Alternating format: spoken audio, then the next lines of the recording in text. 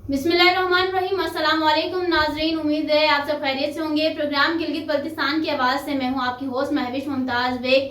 नाजरीन, गिलगित बल्तिस्तान नेचुरली बहुत खूबसूरत है, बस ज़रूरत है कि टेक्निकल इस पर काम किया जाए। टेक्निकल मींस कि गवर्नमेंट ही बेहतर अंदाज में वो काम कर सकती है। वो मेगा प्रोजेक्ट्स की सूरत में, सुपर स्कीम्स की सूरत में काम करके दिखाए, असल आवाम को फैसिलिटेट करे।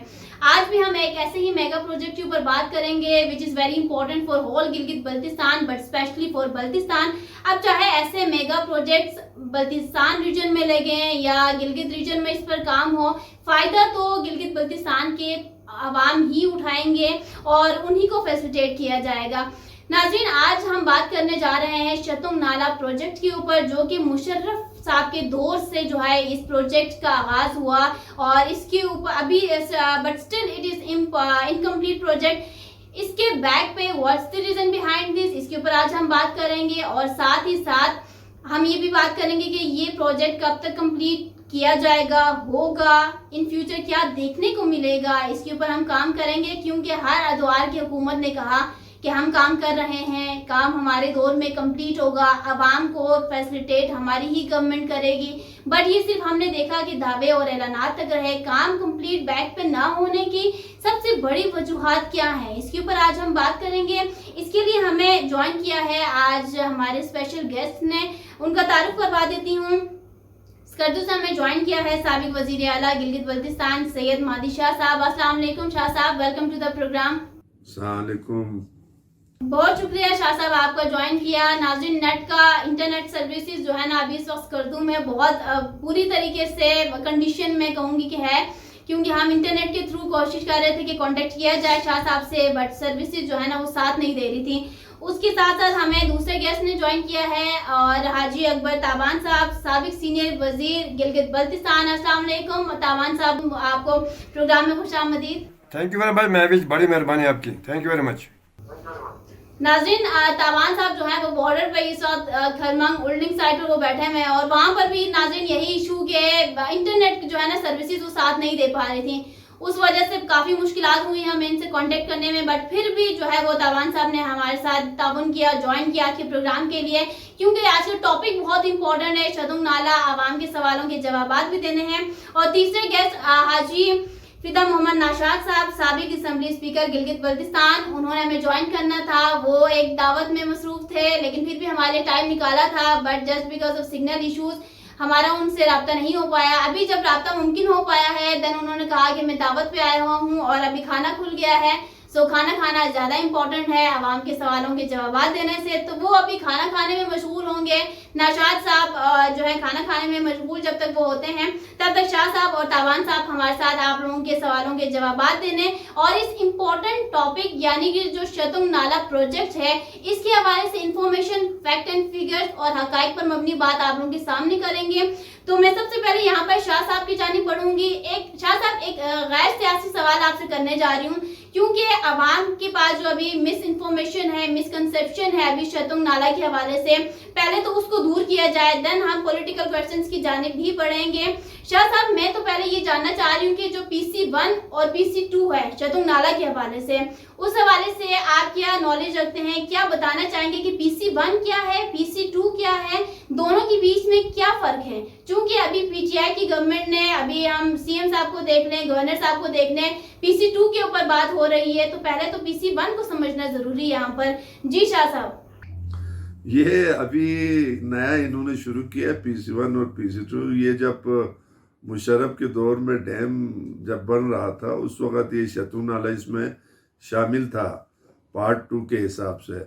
तो उस वक़्त के चेयरमैन वापडा एक लेफ्टिनेंट जनरल इकबाल साहब थे, शायद इकबाल, तो वो आए थे। तो उसके साथ हमारा स्कर्दू मुआज़िन शहर का और उस वक्त मैं MLA भी था, तो यहाँ मीटिंग हुआ, तो उससे डिटेल में मीटिंग हुआ। तो उसने हमें, बल्कि उसने हमारे बातों को थोड़ा माइंड करके हमें ये बताने की कोशिश की कि ये आधा गिलास पानी है, इसको हमने भर के देना है।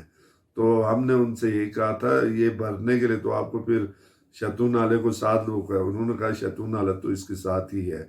और ये जो डैम का और शतू नाले का टेंडर जो है बदकिस्मती समझे या इनके वफदा वालों की नाअहली समझे, उन्होंने वहाँ लाहौर में शायद किया है।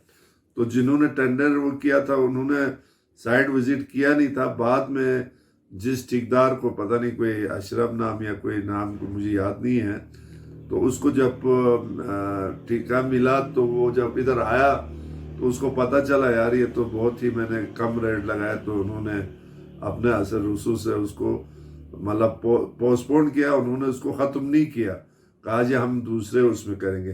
करते करते फिर आपको पता है यहाँ बड़े लोग इसमें मतलब माफिया के लोग मौजूद होते हैं।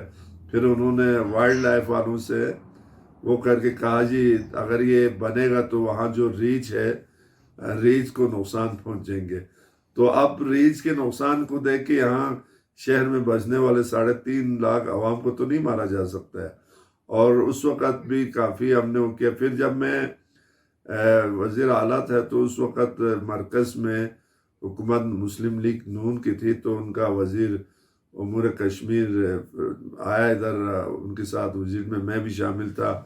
फिर उन्होंने भी यही कहा, तो हमने कहा जी इससे पहले पता करें कि ये जो इन्होंने शतू नाले को ड्राप जो किया है वो किस बुनियाद पर किया है। उस पर उन्होंने इंक्वायरी भेजा। फिर यकीनन हमारी हुकूमत ख़त्म हो गई, बाद में नून की हुकूमत आया, तो नून वालों ने सिर्फ ज़बानी जमा खर्च करते रहा, लेकिन उस पर अमली तौर पर कुछ नहीं किया। अब उनका दावा ये था जी सबसे ज़्यादा फंड्स हमने दिया। अगर वो फंड्स देते और सही उसका शतू नाले पर खर्च करते तो अब तक आधा से ज़्यादा काम हो चुका होता। ठीक हो गया, ठीक है। तावान साहब आपकी जानिब में बढ़ रही हूँ, ये जो PC1 और PC2 दोनों के बीच में जो डिफरेंस है उसको आप किस तरह से बयान करेंगे तावान साहब? जी एक तो ये है ना, एक तो ये PC1 तो हो गया ना प्लान कंपोनेंट जो है, ये प्लान कंपोनेंट इनिशियली ये इसको वो करके भेज देते हैं। PC1 बना के सबमिट, पहले इसका कंट्रोल प्लान बनेगा, फिर पहले फिजिबिलिटी होगा, फिर कंट्रोल प्लान होगा, फिर इसके बाद फिजिबिलिटी जब ओके हो जाता है, फिर इसके बाद उसको जब पैसे उसमें आ जाते हैं तब जाके PC1 बने, फिर PC2 बनते हैं। तो अभी यहाँ पर शतू नाला के हवाले से अभी गवर्नर साहब का भी स्टेटमेंट आया PC2 के हवाले से, तो क्या इसका PC1 कंप्लीट था? अभी शाह साहब ने जो PC1 के हवाले से बताया और PC2 के हवाले से आप उनसे इत्तेफाक करते हैं? आप सुनिए ज़रा, आप जब मैं आपको डिटेल में बता दूंगी। I am very much in picture इस मामले में। बात ये है कि मुशर्रफ रिजीम में ये इस 3 कंपोनेंट का एक यहाँ पर PC1 बना के एक उन्होंने सतपारा डैम का as a reservoir, drinking water जो रिसोर्स जो है इसके लिए बल्तिस्तान के स्कर्दू शहर के लिए, और तीसरा जो है हाइड्रो के लिए। और इसमें से चौथा कंपोनेंट जो था वो डाइवर्जन ऑफ शतू नाला इनटू सतपारा डैम, ये भी इस टेंडर में कंपोनेंट का हिस्सा था। जो एक डी ब्लोज नामी किसी ठेकेदार को मिल गया था, उसने जो है उसको मिला था, उसने बगैर साइट देखे उसने टेंडर दे दिया। और ये जब साइट पे आकर उसने देखा तो उसने कहा कि मुझे बहुत बड़ा लॉस है। तो उन्होंने कमाल महारत रखते हुए उन्होंने ये कर दिया कि इसमें वाइल्ड लाइफ को वो कर दिया।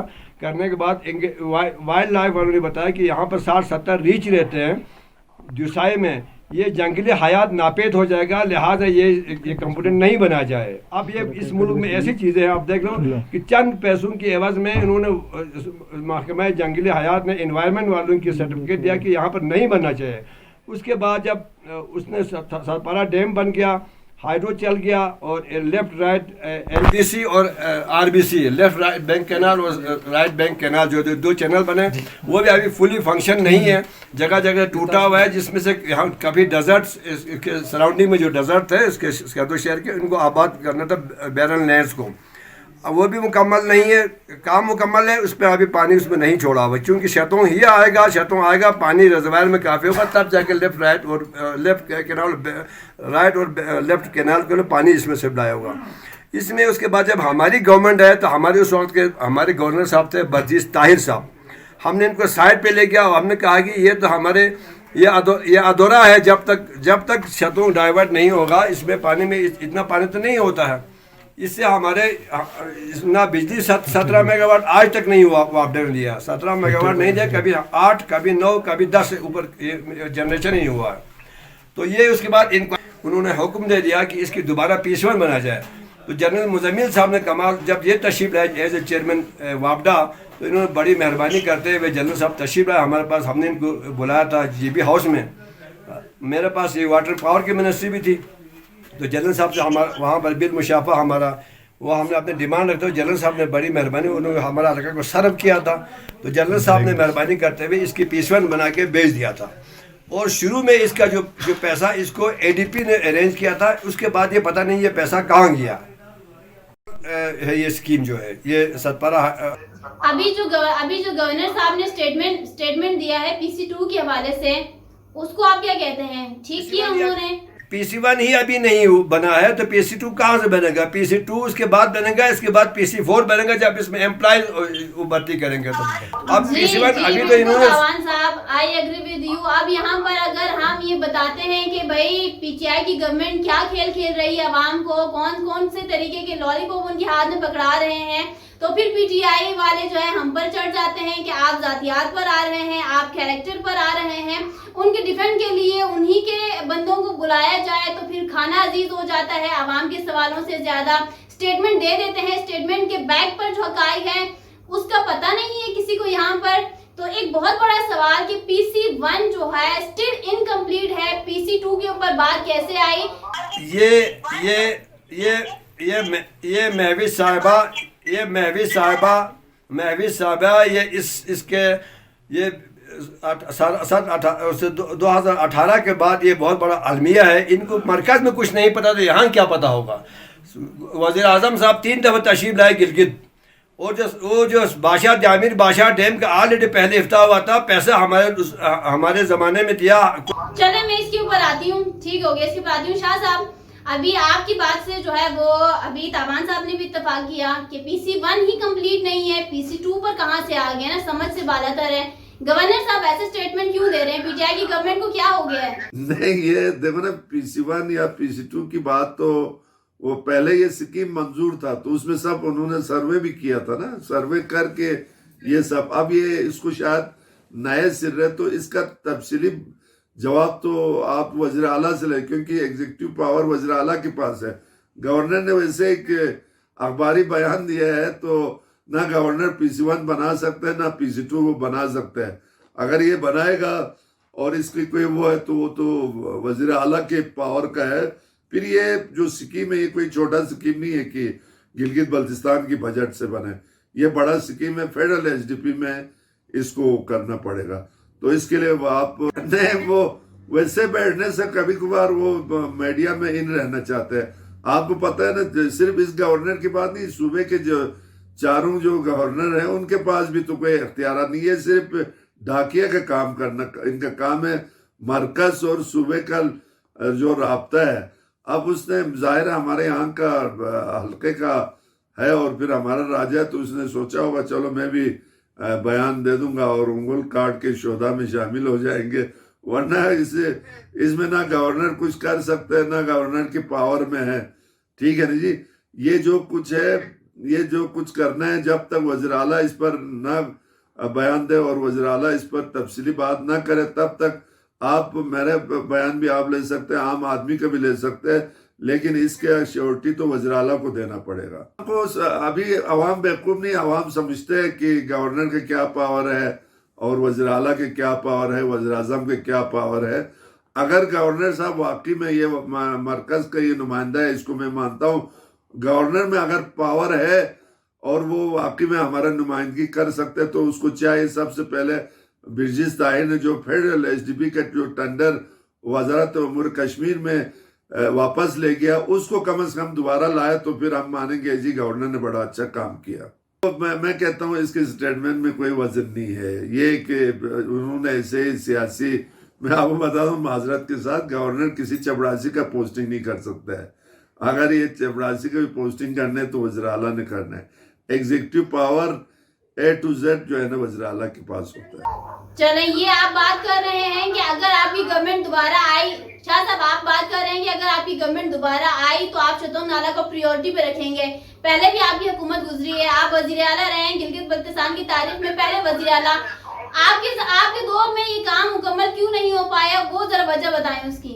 मैं आपको बताता हूँ, मेरा दौर इनमें ये था कि ये नया सिस्टम था, हमें सिस्टम को भी चलाना है, सिस्टम को कामयाब कराया मैंने सिस्टम को भी कामयाब। फिर आपको पता है मेरे दौर में कुछ वाक़यात ऐसे हुए जिसकी वजह से हमारा सबसे जो तवज्जो हमारा अताबाद लेक ने, क्योंकि वहाँ जो बर्बादी हुआ था उसके बाद सैलाब।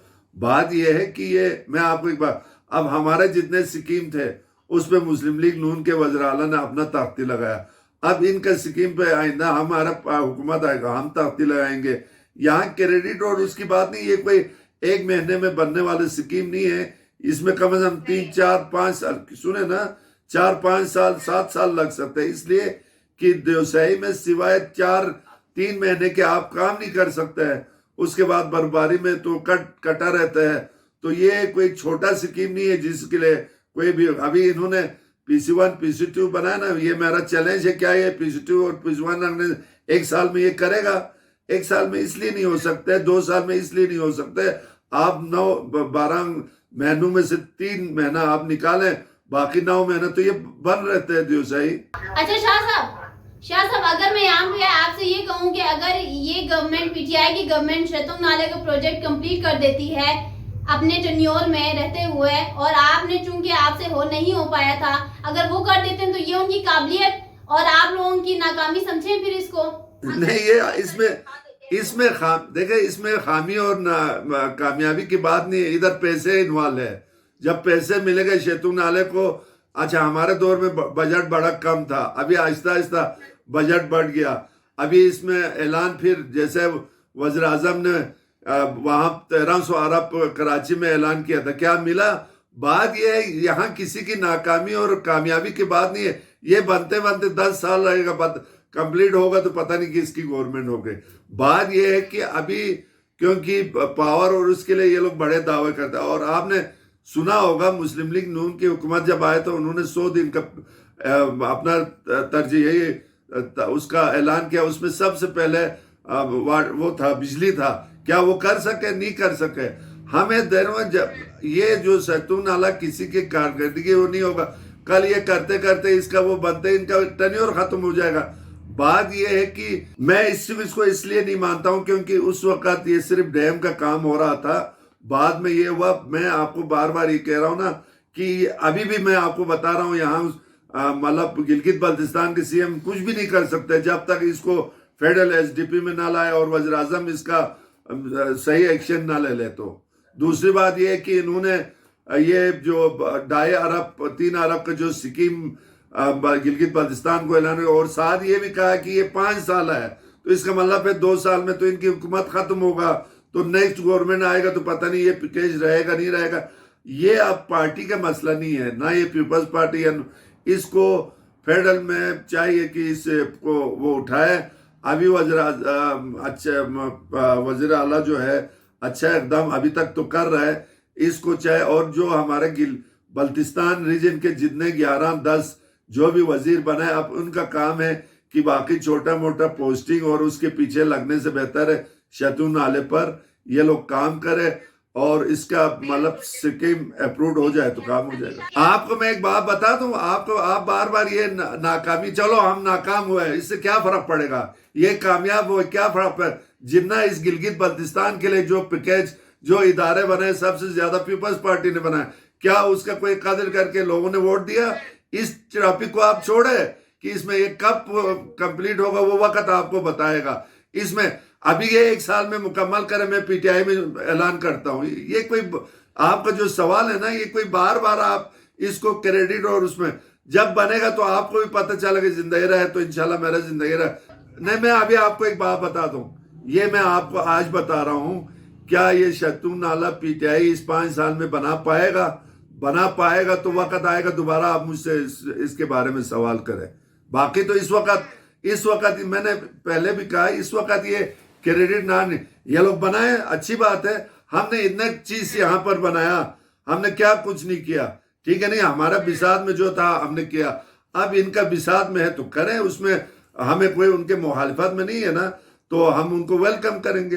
चलें ठीक है। यहाँ पर तावान साहब आपसे मैं ये कहना चाह रही हूँ, बल्कि आवाम का ये सवाल है कि आप अपने दौर में जो है वो सीनियर मिनिस्टर भी रहे, वाटर एंड पावर डिपार्टमेंट भी आपके पास रहा, बिजली की जो भी सूरत हाल रही आप उन तमाम चीज़ों से अवेयर थे, जनरेटर आप लेकर आए किराए पर और उसके ऊपर भी जो है ना हज़ारों का खर्चा लगा, तो ये शतुंग नाला उस वक्त आप लोगों को नहीं दिखा, उसमें आप लोग तो नाकाम रहे। इस बात को मानते हैं कि जो है वो नून लीग बड़े बड़े प्रोजेक्ट्स लाने में कामयाब रही, ये शतुंग नाला को निगलेक्ट किया गया।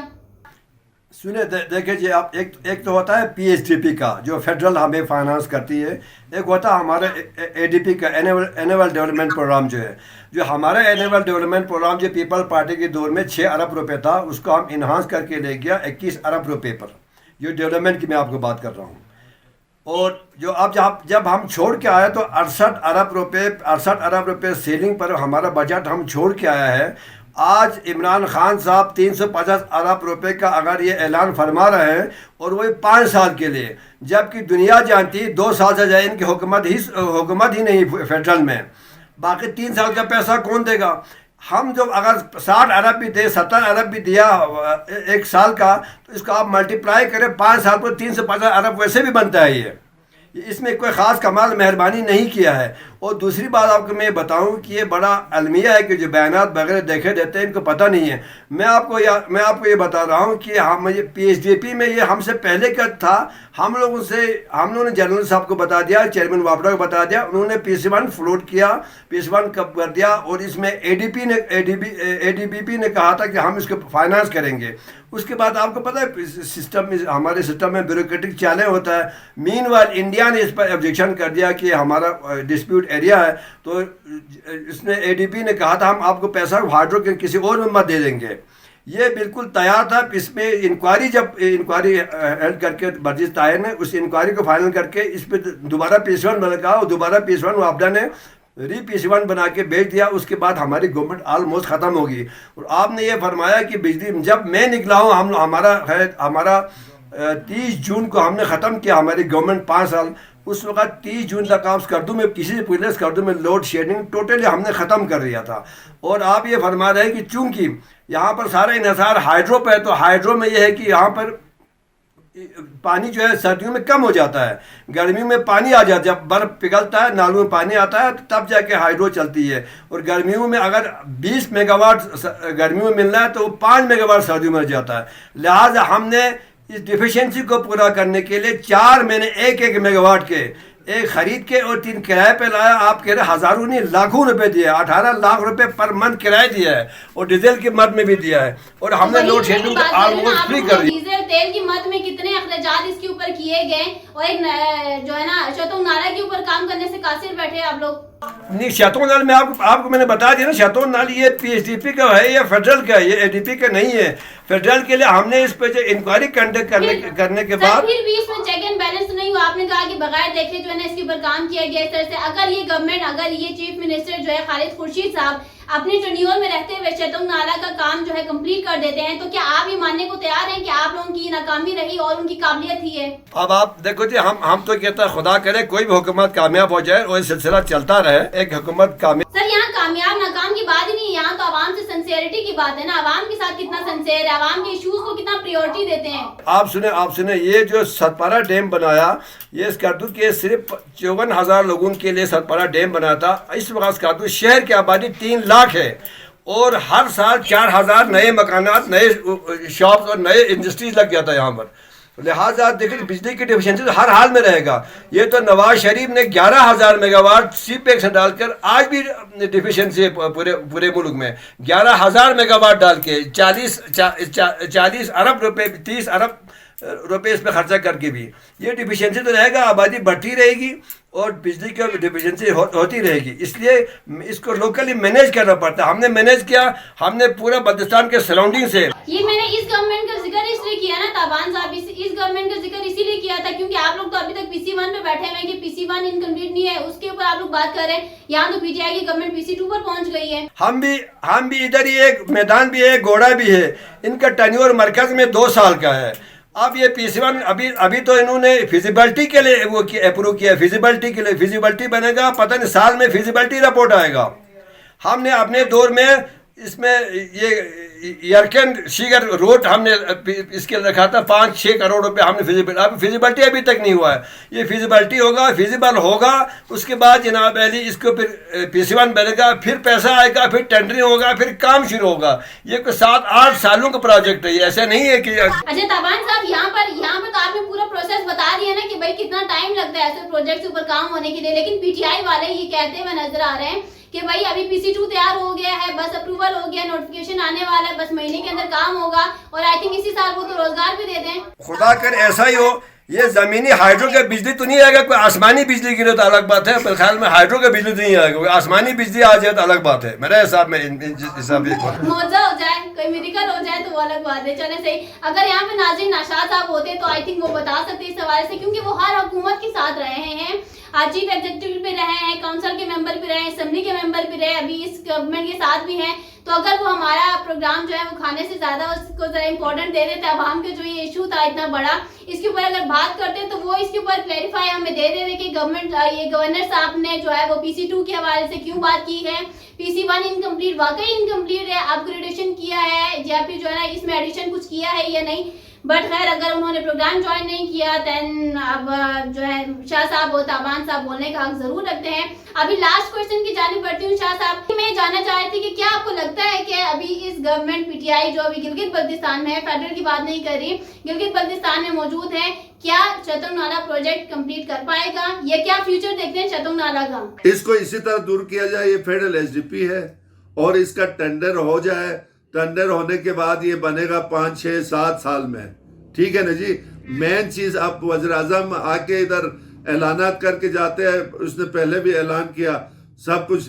अभी मैं आपको एक बात बता, आप बार क्रेडिट, इन्होंने इलेक्शन में कहा था नहीं कि ये 5वां सूबा होगा, उबूरी सूबा होगा।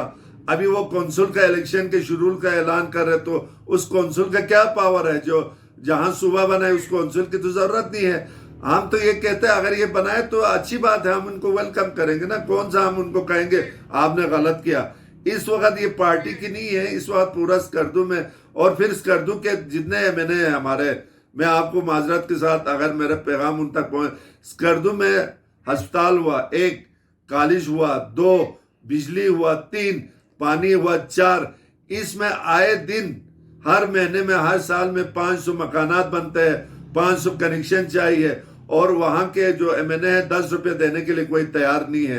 तो ये शतून नाला इस वक्त हमारा नीट के हैसियत रखते हैं, इसको नीट के बुनियाद पर बनना चाहिए, और ये फेडरल वाले बनाएंगे। नहीं, अब नाशाद हारा हुआ आदमी वो बेचारा क्या करेगा, हम भी हारे हैं, नाशाद भी हारा है। तो बात अभी बार बार देखो ना, PTI की हुकूमत है, PTI के वज़ीर आला है, PTI का स्पीकर है, PTI का गवर्नर है, PTI के वज़रा है, इन सब को चाहिए।